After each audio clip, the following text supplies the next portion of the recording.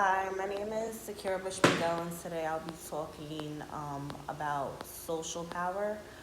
Um, this discussion is for creating strategic change, section 1, module 4, for Professor Lisa Clark. Um, so, what is social power? It's related to group dynamics. It's a set of strategies to ensure followers remain in compliance. The leader needs to ensure there's commitment from the followers, and they are carrying out the mission and goals of the organization. Um, and again, this all depends on leadership style and social power, um, which is kind of cut into two categories, which is harsh and soft. Um, Social power is defined as the potential or ability of an agent to bring change in attitudes, behavior, or belief by using resources available to him or her. And that was quoted from Raven 2008. That is from the article that we needed to read this week. Um, so commitment is related to effectiveness in the agency.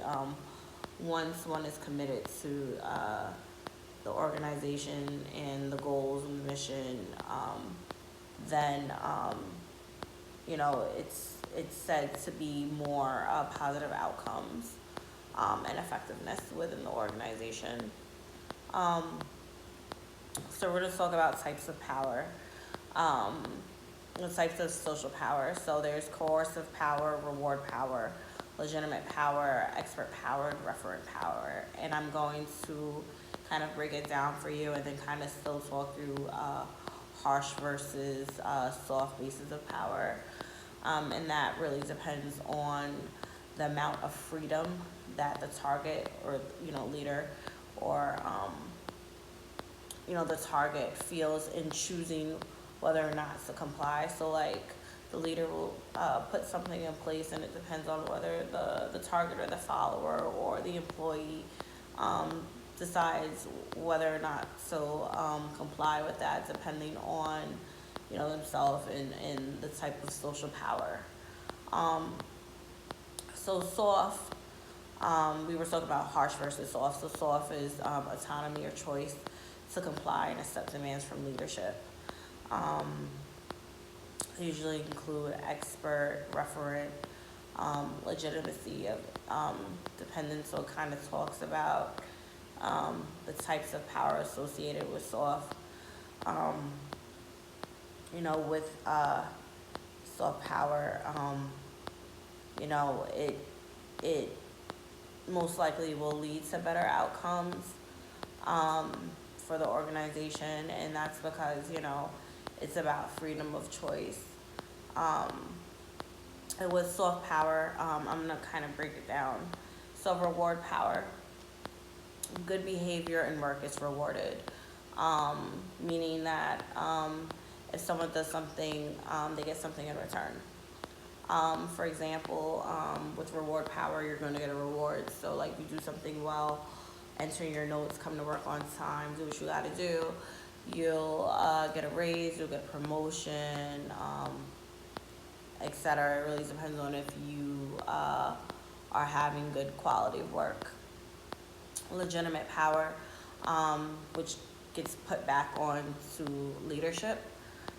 Depending on the role, one will listen to them. So, for example, like if I'm the manager, they'll most likely listen to me before they listen to the shift leader because I have a higher role. So, I have legitimate power. So, they'll most likely listen to me, someone higher, versus someone closer to their level or at that level.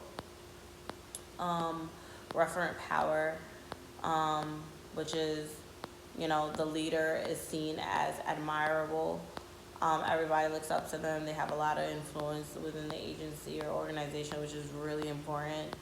Um, and they are someone that's usually liked.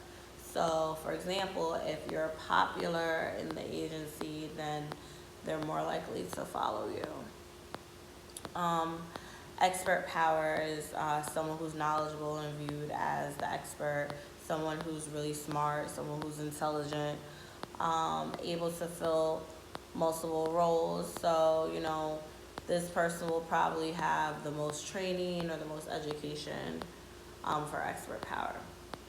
So we kind of spoke through, soft versus harsh bases of power.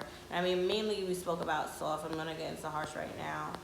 And like I said, with soft, it's expert power, it's legitimate power, it's reward power. They're more associated with soft bases of power. Harsh bases of power is coercion, right? So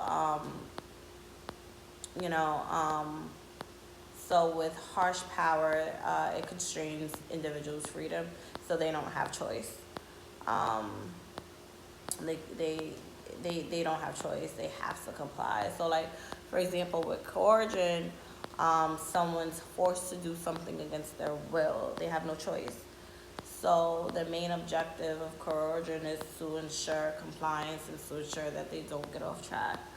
Um, an example I could think of is, say you're mandated to stay, you're ready to go home, but you can't, so you're mandated to stay.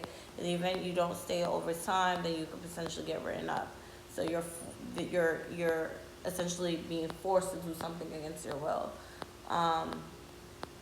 Another example is like if you don't do something, then you can't go on vacation. So that's more harsh power. Um, so I feel like my job does um, more soft power bases. I feel like my job is very supportive overall. Um, I was reading about transformational leadership, and which basically like talks about like transforming like followers' values and priorities and motivating them to go above and beyond their expectations. And with transformational leadership, it really enhances satisfaction and performance within the workplace. And I really like that because I feel, valued, I feel heard, I feel important. So it's interesting because out of all of the different type of social power, for my agency, I think the one that we use more is the expert power. And that's mainly because I'm a social worker. I'm a family therapist working in child welfare. So I'm a family therapist and social worker, and I do one of the evidence-based models. And,